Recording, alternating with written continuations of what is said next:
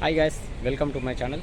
Guys, ఈరోజు మీకు AP వెబ్సైట్కి సంబంధించినటువంటి కీలకమైనటువంటి అప్డేట్స్ అన్నీ ఈ వీడియోలో నేనైతే క్లియర్గా ఎక్స్ప్లెయిన్ చేస్తాను. అసలు రిజల్ట్ అనేది ఈరోజు ఎందుకు వాయిదా పడ్డది, అసలు వాయిదా పడడానికి కారణాలు ఏంటి, అసలు జూలై 2న కూడా ఈ యొక్క రిజల్ట్ వస్తుందా రావట్లేదా, ఒకవేళ రాకపోతే అసలు దానికి రీజన్స్ ఏమై ఉండొచ్చు అనేది కూడా క్లియర్గా నేను ఎక్స్పెక్ట్ చేసి ఈ యొక్క వీడియోలో అయితే మీకు క్లియర్గా ఎక్స్ప్లెయిన్ చేస్తాను.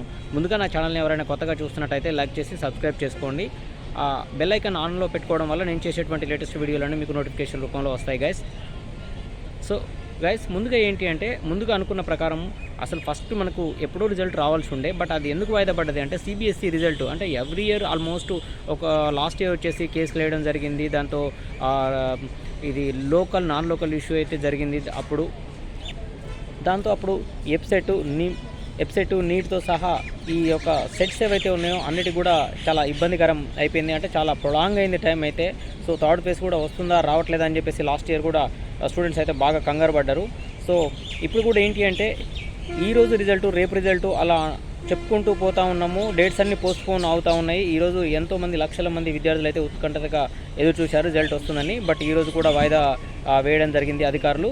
సో అసలు ఈ వాయిదా వేయడానికి మెయిన్ రీజన్ ఏంటంటే గాయస్, మీకు తెలుసు కదా, సిబిఎస్ఈలో రిజల్టు దేశవ్యాప్తంగా చాలా విమర్శలు అనేవి వచ్చాయి. దాని మీద ఆ విమర్శలు రావడంతో సిబిఎస్ఈ వాళ్ళు మళ్ళీ ఈ ఎగ్జామ్స్ని అయితే కండక్ట్ చేసి రిజల్ట్ని అయితే ఇవ్వడం జరిగింది. ఆ వచ్చినటువంటి రిజల్ట్ లో ఉన్నటువంటి స్టూడెంట్స్ ఎవరైతే ఉన్నారో ఆ స్టూడెంట్స్ అయితే ఆ డిక్లరేషన్ ఫామ్ అంటే మార్క్స్ కొంతమంది ఇంటర్మీడియట్ వాళ్ళు ఇంప్రూవ్మెంట్స్ రాశారు, సప్లిమెంటరీ రాశారు. సిబిఎస్ఈలో కొంచెం గందరగోళం నెలకొనడం వల్ల ఆ సిబిఎస్ఈ రాసినటువంటి 12th క్లాస్ స్టూడెంట్స్ ఎవరైతే ఉన్నారో ఈ రిజల్ట్ సిబిఎస్ఈ రిజల్ట్ వచ్చిన తర్వాత ఆ కాపీని తీసుకొచ్చి డిక్లరేషన్ ఫామ్ని అయితే సబ్మిట్ చేయాల్సి వచ్చింది. సో అలా సబ్మిట్ చేయడం ఏంటంటే కొంత ఇబ్బందికర పరిస్థితి ఎదురైంది.